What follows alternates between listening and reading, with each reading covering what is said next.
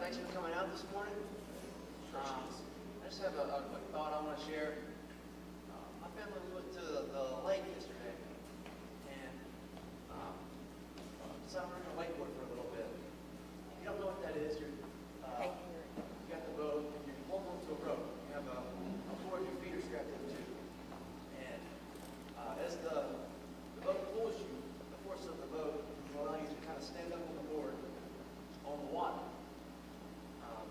And I was kind of reminded in that I was kind of reminded of our faith.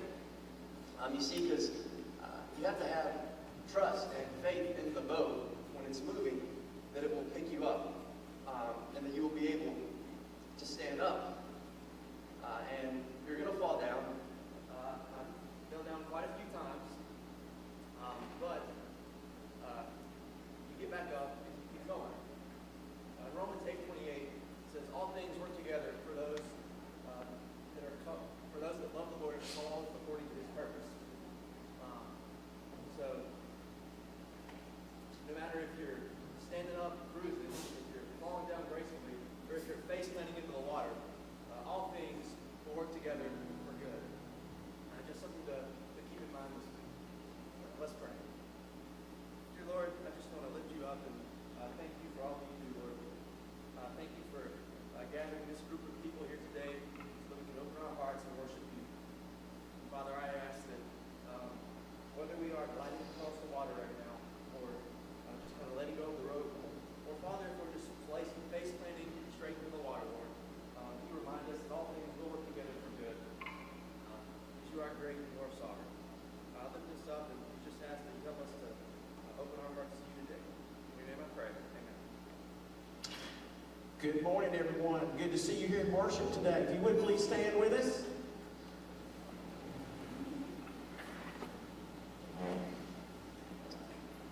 Wherever He goes, we will go. We will follow Him this morning. Amen. Follow where the Lord is leading. 1, 2, 3, and Where you go, I'll go. Where you stay, I'll stay. Where you move, I'll move. I will follow.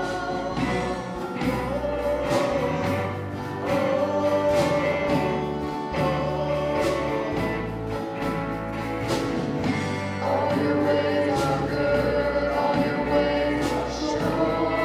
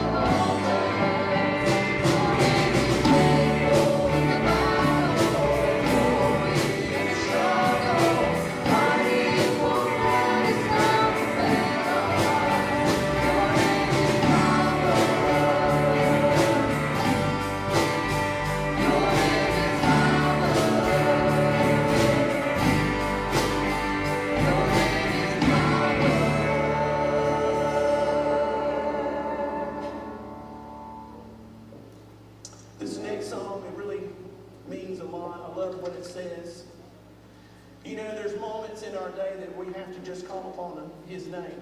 Amen. And especially over these past months, I have really been calling upon His name a lot. And so today, no more fitting thing can we do than as we gather, that we call upon His name. Listen, the name of Jesus changes our circumstance. The name of Jesus ushers into a presence that no other can fill. So this morning, I just want you.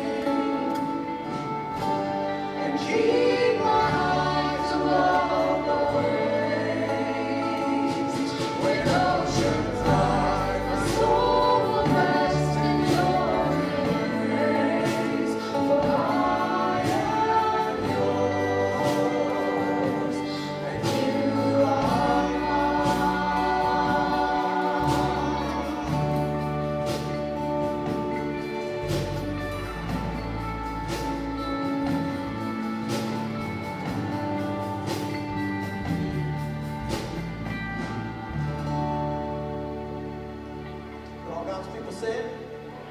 Amen. Thank you so much, praise team. Thank you very much. So glad to have you here in worship today. By the way, I'd like to just tell McKenna she did a great job. That was her first time singing. Yes. You know, we always want to point to the wonder and majesty of our Lord. It's amazing how He creates uniquely each and every one an opportunity and an ability to praise. And sometimes it's with our voice. Sometimes it's with our actions and what we can do for Him physically. Sometimes it's what we do when we're on our knees at home praying for those who are in need of prayer. God gives us gifts and abilities. And He gives them for a reason. And He gives them so that we ultimately can glorify Him. So today, thank you, McKenna, for doing that. Thank you guys for doing the same thing where you were sitting, giving praise to your Lord.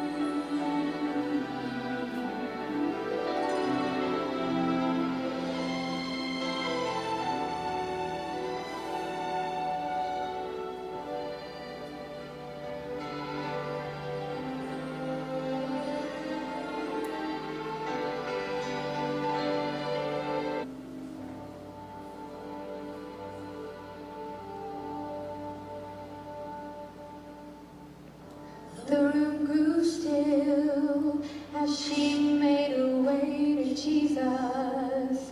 She stumbles through the tears that made her blind. She felt such pain, some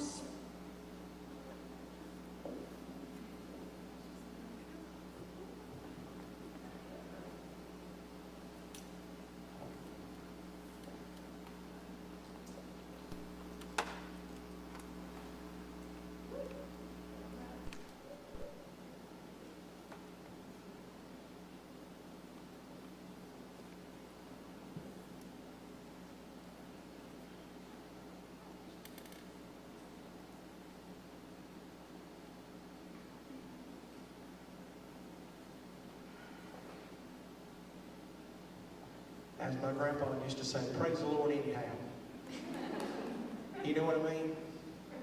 I think sometimes these things that happen just to keep us a little humble, and that's okay.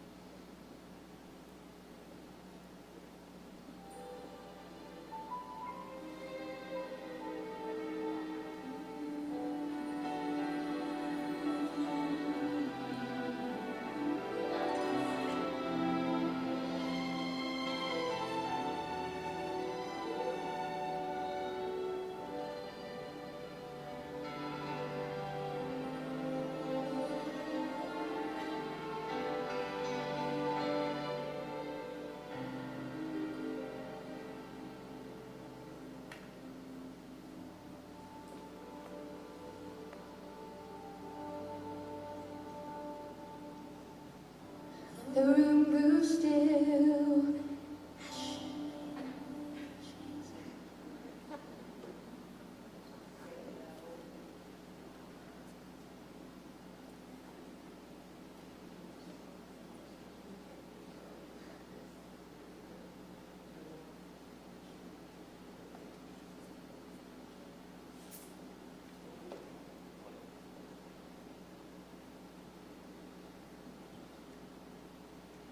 We're going to go ahead and just push this to the end. Pastor's going to go ahead and share God's word. Then we'll end with this song, okay? Is that all right with everybody? Is everybody good with that? And everybody who's okay with that, say amen. Amen. Amen. So God, and now we're going to hear Pastor Jesse come and preach the word.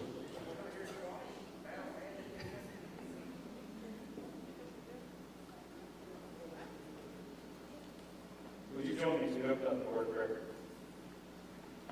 Father God, we thank you that you're with us everywhere we go. God, you were before us in every problem we face. And you're even in the wires in every moment we can't understand. God, help us draw near to you today. And open up our eyes to you, to your truth. God, what you want to teach us, we pray in Jesus' name. Amen. If you have your Bibles today, I invite you to open up to Proverbs chapter 2. Proverbs chapter 2. We're going to be taking a look there in just a moment. But as you're turning to Proverbs chapter 2, I want to ask you a simple question. Would anyone here like to open up my safe? Dale, you don't count. If you're a teller, no, you can't do it. All right? No, I'm just asking. Does anybody want to open it right now? Right? Says, come give it a try, Reagan. Come up here. Give it a good tug. Tell me if you can get it open, okay? All you got to do is turn the knob on the front, the big lever, right there. Tell me if you can open it. Come on. Pull. All right. Good job. Good try. I mean, I can try too, but it's not a joke. I can't open it. Would anybody like to put anything in the safe? And everybody's like, not if I can't open it. But if you had something valuable, something you needed to protect, something that you wanted to keep safe, and you needed somewhere to put it, do you think this is an okay place? If I told you the combination, you'd be okay with putting it here, right? It looks secure. I mean, if you try to pick it up, I promise you it feels secure. It took a lot to get it out here. Dale looked at me when I rolled it out here, and he said, that's the heaviest prop you've ever used in a sermon. And I said, yeah. Because it is. By its construction, by its sheer weight, by its definition, it is absolutely secure. But let me ask you another question. How many of you would like to carry my safe? Raise your hand. Thank you, guys. I appreciate your enthusiasm. You see, today we're going to be talking about the subject of integrity. And integrity is something that's very similar to that safe. It's something that we can observe in other people. We can even work to build in ourselves. And it can be powerful. It can be important. It can be strong. In fact, the truth is when you observe integrity in someone else, it can be so clear to you and clear to your eyes that you understand, wow, that's important. That's strong. But the weight of carrying your integrity, that's heavy. Right? Because it takes a lot to live a life of integrity. It's not just something that you do on a whim. It takes compromise it takes living without compromise to say, I'm not going to give up my convictions. Integrity takes conviction to be completely honest in your life. Integrity means I'm going to stay consistent in who I am. Integrity means there's a lot of work that goes into my living to look like this. So we can observe it in other people. We can see the value in it in other people. We can even bank on it in other people. You know some of those folks. How many of you would raise your hand and say you could tell me a story or a testimony or the life of someone you look up to because of their integrity, right? It's a big deal to us. It's valuable. It's important. But when it comes to us carrying that, that's heavy. That's hard. That's work. The thing I want to show you this morning is we've been walking through the book of Proverbs this summer and looking at the wisdom of Solomon as he shared it here in these pages. He lands on this subject of integrity. And the impressiveness of this subject, the impressiveness of what he's trying to tell us is really to give us an idea or an understanding that we all need to value integrity the way God does, because integrity will give us security. When we follow God in wisdom, and we gain the integrity that He so highly values, it actually secures our life. So we experience security as we walk in wisdom. Integrity rewards the follower of wisdom with security in a very insecure world. The picture we have of this really shows us and convicts us that, you know what, if we live the way God instructs us, if we live as God gives His wisdom to guide us, if we do this, then ultimately, when we look around the world we live in, where we feel very insecure at times, God says, I will secure you and your life by that integrity, by how you live, by your conviction. And I want you to see that today as we walk through the Scriptures, because there's three specific ways that Solomon brings out of the text of Proverbs to show us just the power of integrity to secure us as a wise follower of God. Three simple ways that he puts before us, and we find the first one of these ways here in Proverbs chapter 2, verse 6, if you want to look with me right there. Proverbs 2, verse 6 says this, For the Lord gives wisdom, and from His mouth come knowledge and understanding. He stores up success for the upright. And actually, there's another translation, He stores up resources for the upright, those who live right before God. And then the last piece of verse 7 says, He is a shield for those who live with integrity. He's a shield for those who live with integrity. The first way that we see God providing security for us is that integrity provides an instrument of security. Something for us. In fact, the text itself gives us that term. He's a shield. A shield for those of us who live with integrity. Now, shield's not something that we often think of in modern warfare or modern just application of reality. People don't walk around carrying shields very often. It's not fashionable. It's a little bit heavy and difficult, right? But it's equivalent in our day and time to a police officer or an army infantryman walking out and wearing body armor or wearing a bulletproof vest. We would not believe that they are very wise if they walked into bad situations without. We would not think it a wise situation to send them into a bad situation, combat or otherwise, without that protection on. And that's the very picture that God is giving us here of the idea of living with integrity, is that we walk with that, we carry that as an instrument of our own protection, our own security. And so He gives us that image and says, look, as you live in wisdom, God will become that security for you by being a shield, defending you from the things that could injure your life. The problem is, just as we noted with any individual walking into a difficult situation, we have to choose to wear it. We have to choose to pick up that shield and carry it. We have to choose to make that a part of our daily living. And for us, it's not a vest you wear, it's not an item that you pick up, but it's the wisdom that God is willing to give us in the decisions that we're going to make. The question is, are we willing to live by that wisdom? You're going to say, well, I don't know that I have it. Where do I get it? Well, James chapter 1 tells us, James chapter 1 verse 5 actually gives us very clear instruction. It says, now if any of you lacks wisdom, he should ask God, who gives to all generously and ungrudgingly, and it will be given to him. The point being there, look, if you walk with God, you listen to God, you speak with God, you ask from God, He will teach you the decisions you need to make to live wisely. And that wisdom, that living, leads to a life of consistency and integrity. The term integrity that we find here in the Bible actually is defined to mean, because it can be a hard term for us to define, right? But in the biblical sense, it defines someone that which is morally sound or upright.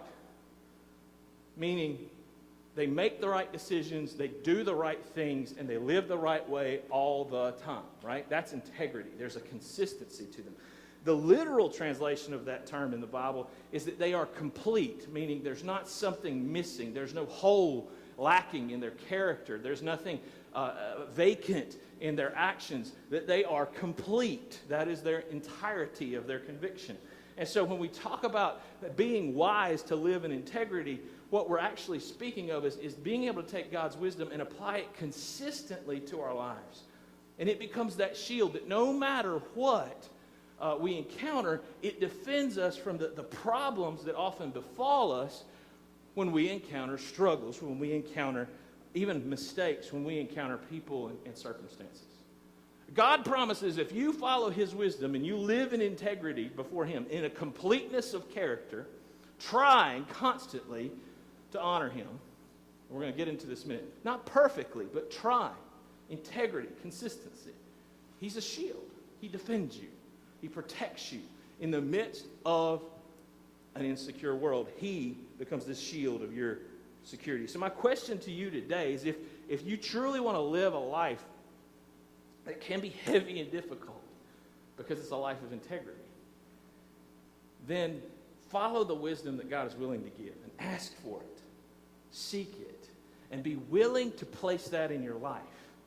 Remember, it does us no good to have a shield of defense, a shield of security like God's wisdom, if we're not willing to pick it up, know it, and live by it. It's not good for an officer, for an infantryman to step into combat or into a very bad situation without some kind of protection upon their body, right? It's not smart. It's not wise for us to try to walk in an insecure world without the security of knowing we're living by God's instruction, the instruction he's given us freely when we ask. So let his wisdom be something you seek daily, because it will be a shield to defend you consistently from the struggles we face. Second way that I want you to see here, not only is integrity providing an instrument for your security, it provides a path of your security. A path. Turn with me over just a few chapters to Proverbs chapter 10. In Proverbs chapter 10, verse 9, we're going to look at another reference that Solomon uses here to speak on the subject of integrity. In Proverbs chapter 10, verse 9, Solomon brings this out and says, "The one who lives with integrity," as we said, lives in a completeness of his character, he's following God, lives securely. But whoever perverts his ways may be found out, or will be found out. Whoever lives with integrity lives securely. The literal translation here in the Hebrew says, he who walks with integrity walks securely. It's the same term, same words, just repeated. It's translated differently because we take the figurative sense of an individual walking to mean how they live their life. But literally, it's a reiteration or an alliteration of the word here in the proverb by saying, look, he who walks with integrity walks securely. Now, growing up, as many of you know, or as most of you know, I grew up in West Gaston County. Is that west? Whichever way. I grew up there right off the state park property of Crowder's Mountain. So one of my entertainment options growing up as a teenager was to go climb the mountain. In fact, there was a group of us from my youth group that very often that's what we did. When the weather was nice like this, usually in spring and summer and fall, a couple of the guys that I ran around with, that was our Sunday afternoon entertainment. You know, we'd get out of church, we'd figure out whose house we were going to eat at, and then we were going to take off and go climb the mountain. And it never failed that it never got old for us. We found new paths, new trails. Okay, we're not supposed to, but we did. We found new ways to get up that big giant hill of rock. And that was fun. But one of the things we learned very quickly is you've got to be very careful of the path you're on. Because no matter how exciting or adventurous it may be, there's always danger lurking on every path, and you have to be careful. If you're going to walk a path that is full of rocks and roots and laden heavy with just lots of obstacles, you better be very cautious and careful, because you're going to fall if you're not paying attention to what you're doing. You're going to risk your life more than you're going to enjoy it if you're not careful of the walk that you're taking.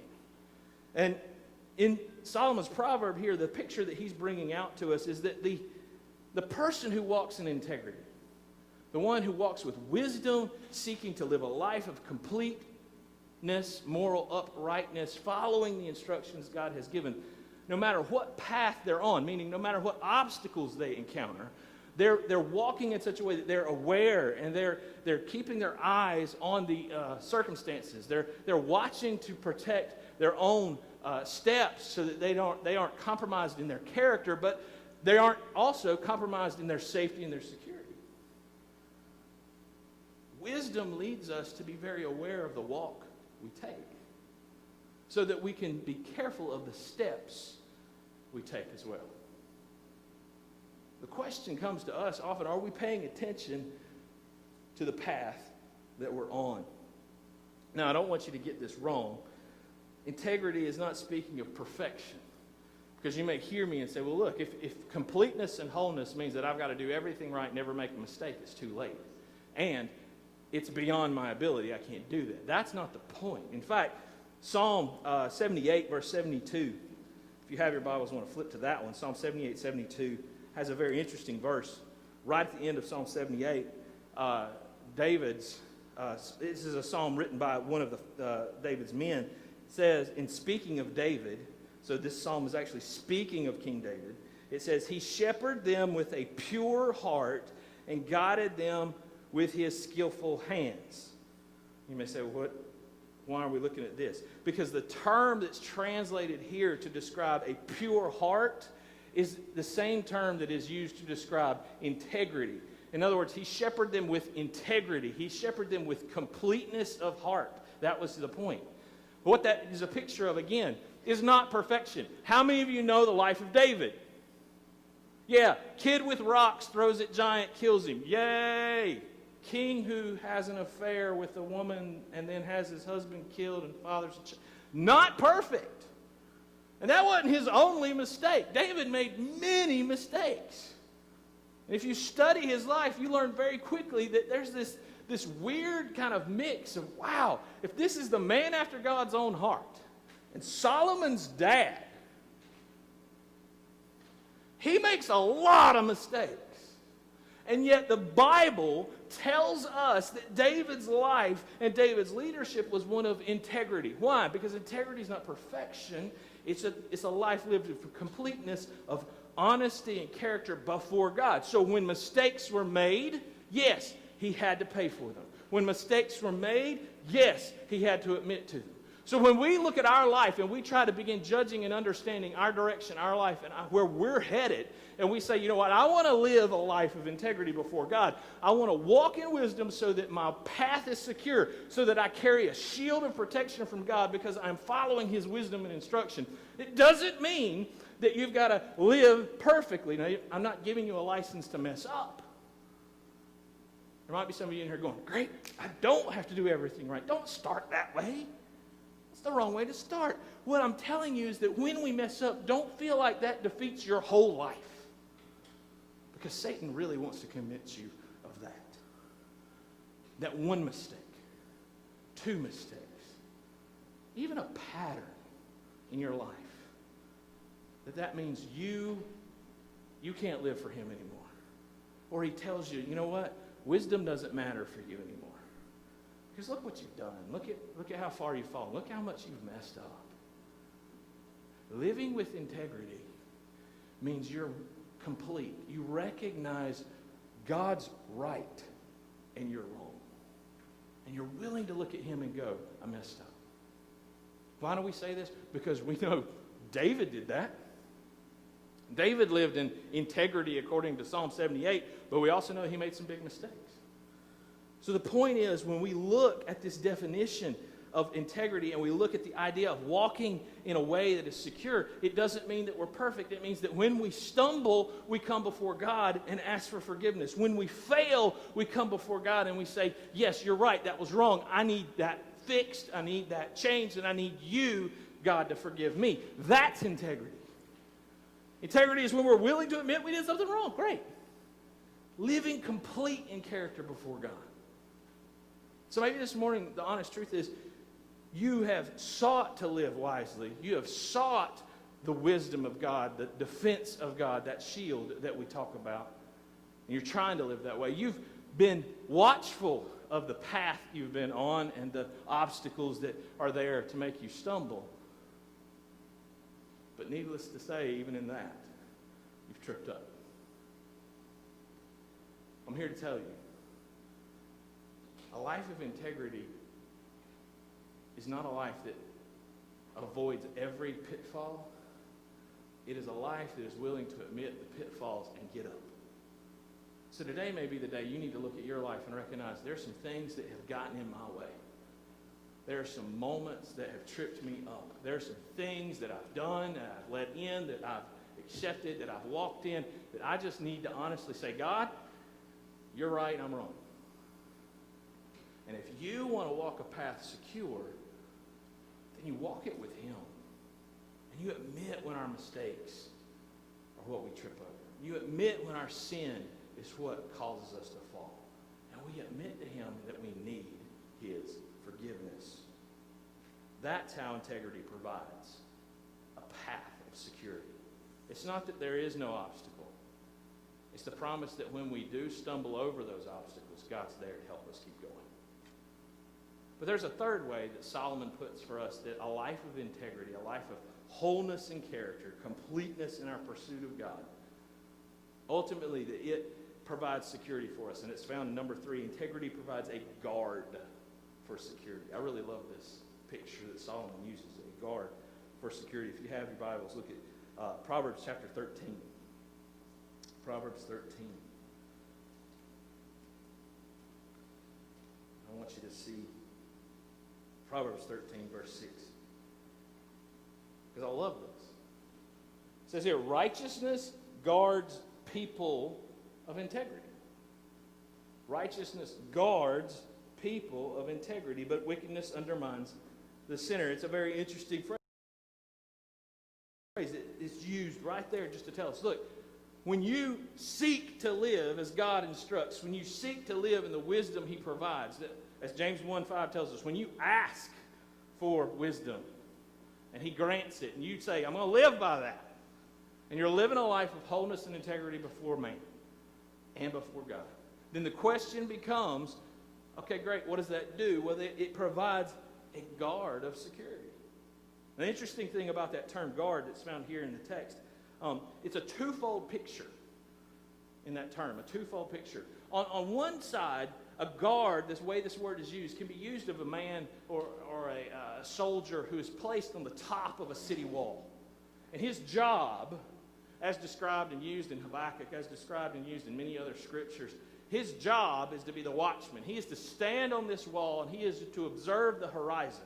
He is to watch from every angle and from every distance and from every location that he can see, to watch for an enemy that is coming that will be dangerous to his people. And his job is to keep his eyes fixed on those opportunities for evil, for those opportunities of things to come against him. So his responsibility as the guard is the moment he sees something coming his way that he knows is going to put his people in danger, he sounds the alarm.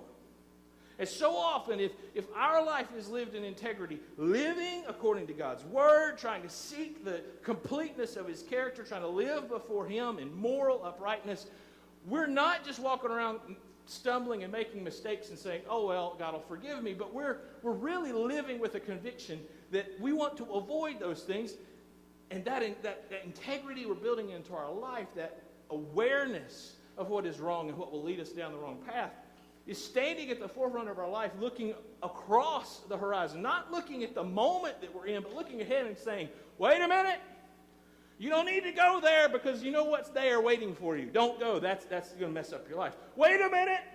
Pay attention. There's something coming. There's a temptation walking right at you, because our integrity is there to guard us. It's to keep our eyes looking ahead of what could come, invade our life, infiltrate our circumstances, and cause us to stumble. The point of living a life of integrity is that it tunes you to be aware of what's coming in your direction. But the second thing that's interesting about that term, guard, I told you there's a twofold meaning there, right? The second, not just that it's a watchman, but it's also that the term refers to and you're going to love this, a gardener. Really, a gardener. Now, not a gardener in the sense of just digging in the dirt and planting seeds and that, but really a person who has been given the charge and the responsibility of protecting and defending the condition of a garden. Like the king's garden. Like Solomon's garden. The picture that is painted here in this term, in that sense, tells us this, that not only is integrity serving to look on the horizon and see the temptations, the struggles, the sins, and the problems that are coming up, and to be a warning, but also that integrity is working within the moment to prepare that life, just like that guard for the garden would be, to make that place not only safe by what he sees, but defensible by what is there and around him. So the work of integrity is to see in the distance the mistakes, the sins, the temptations, the struggles that could come our way, and to warn us, but also to work within our lives as we seek to follow God, to build our life to a defensible life. What that means is that very often we walk out into this world not having really spent the time with God and with His Word, with His wisdom, to develop a defensible life. So that when we walk into temptation, we may know I'm going some way I shouldn't go.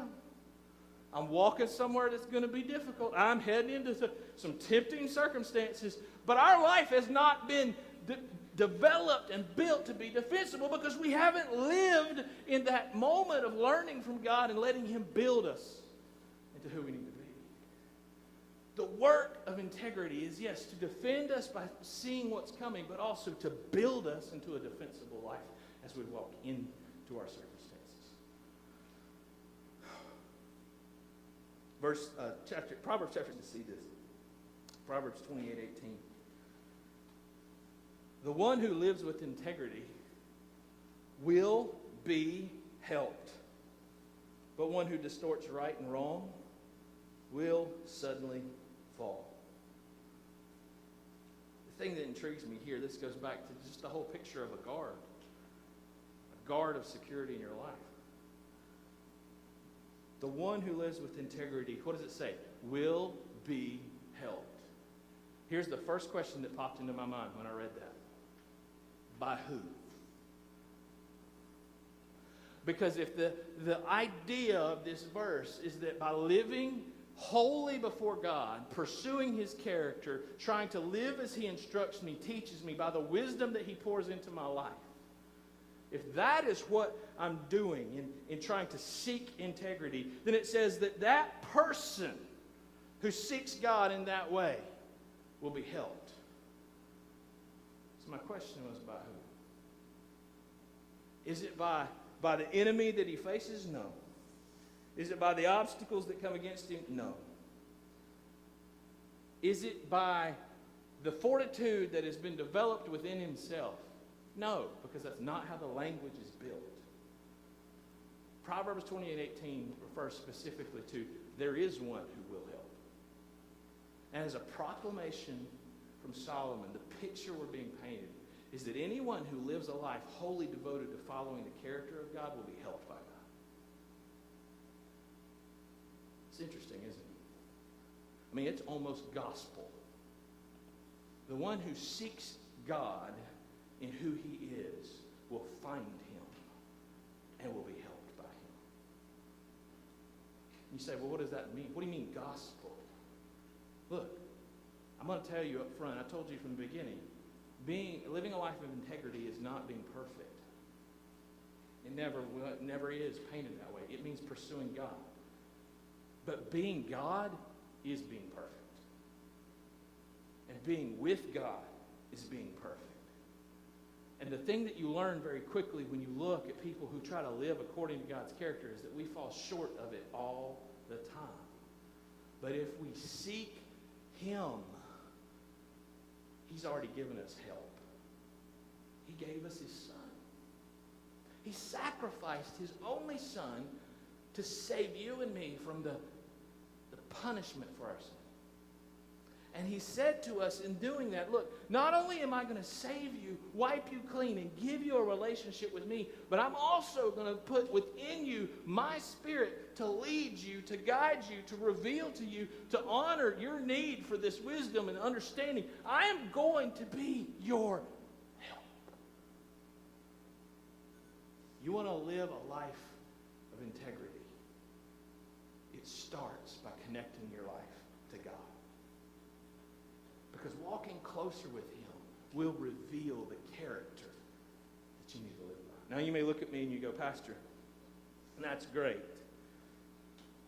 I know I need to be saved. I need to come to salvation. I need to accept forgiveness. But accepting that's something I've done. Walking with Him is a whole different story. It's a whole different ballgame, a whole different challenge. If you're telling me that my integrity is built upon my walk with God, then how do I walk better with Him so that my life looks like it's supposed to look? Glad you asked.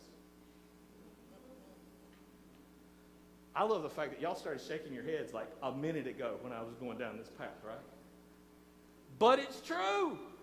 You want to walk with God, we will tell you. I will tell you 4 specific ways that I promise you. You do these daily. You do these every week. They will shape your life. Number 1, you do what? You pursue a passionate, personal relationship with God. You do it. That's your decision. You want to know what that means? It means that you're asking God for wisdom. You're seeking Him in His Word. You're asking Him to teach you. You are pursuing Him. The Bible tells us that we will find Him when we seek Him with all our heart. Listen, our whole existence and our whole existence before God is built on our relationship with Him. And that doesn't come from anybody else. It comes from you and your desire to follow Him. So we must pursue a passionate, personal relationship with God. That will help you walk with God. The second thing that will help you walk with Him closer is that you're going to participate in corporate worship. I'm going to go ahead and get that started because I got a big clock to follow now. But we're going to participate in corporate worship. That means you're going to show up. It also means that maybe you don't show up, but you're going to listen in. You want to be a part of a church body, a faith family that says, we want to walk together in our development of our character, our development of our lives as we pursue God. That's what corporate worship is. It isn't just singing songs. It's linking up your life and being able to say that we want to follow God together. It's watching someone else who can sing or celebrate in that moment the testimony of what God is doing in their life. And you go, wow. You know, that's just like what God's been doing to me. You connect with the corporate nature of God's people, and all of a sudden we begin to follow Him together. But even then we fall. So that's why we need number 3. We do what? We plug into a group, a small group, a connection of people who want to help you, hold you accountable to your walk. Because we can't walk this life, this faith alone. We're not built that way. We weren't made that way. God didn't intend us that way. He put you together with people to hold you accountable. And you need that. I don't care what you think. You need that. I need that. There is no one exempt from that need because you were built to need others and accountability. And then lastly, if you really want to walk with God, there's one that absolutely will connect you to His heart. You provide sacrificial service because we're never more like God when we lay down what we want to do so that we can do for others what they need and can't do for themselves. God laid down His Son. Jesus laid down His life for us. His sacrifice is what provides us with a relationship with God. And if we want to understand what it's like to walk with God, lay down your life. Sacrifice for others. Serve in God's name to make a difference. All right, I got through all 4 of them. But the truth is, if we apply them, if we put them in our lives, then we will walk closer with God. We will experience Him differently than we have. And in that experience, we will know what it means to live a life of integrity.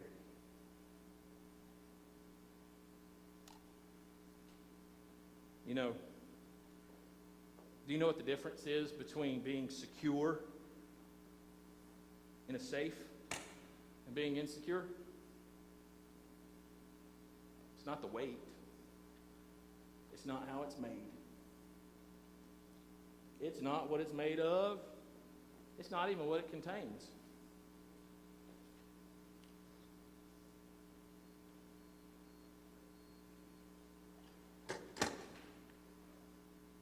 It's just a combination.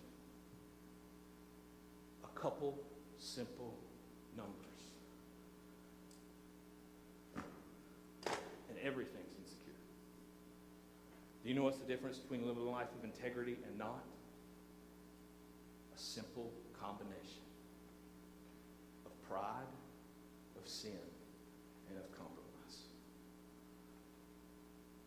to do is let it creep in, and everything else is insecure. So we live our lives focused in this insecure world on avoiding and guarding that combination by pursuing a God who says, if you live as I tell you, follow my character, I will shield you, I will guide your steps, and I will be the one who stands there to guard you in the midst of a world that is insecure. But it's our job to guard our combination and to keep those compromises out of our lives. Would you pray with me? Father God, we come before you. And Lord, we recognize that, Lord, there is so much in this world that wants to rattle us, shake us, and make us feel insecure.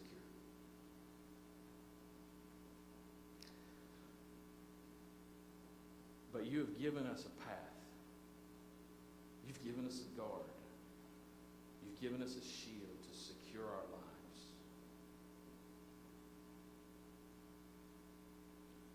All we have to do is live according to your wisdom. Follow your word. Trust your character. Help us, God. When we stumble on that path, help us to admit our mistake and turn to you. And God, when we step into this world, help us to pick up that defense you've given us of your truth. And God, help us daily. No matter what we experience, no matter how many times we fall, help us to walk, God, our life seeking to connect to you. Because that's how we will walk with the guard who will protect us. Keep us safe. Guide our steps so that we can present our lives to you, God, mistakes and all, as an instrument of praise, as a testimony of who you are. God, as an offering. No matter what is there, an offering given to you because we have sought your character and heart. For this we pray in Jesus' name. Amen.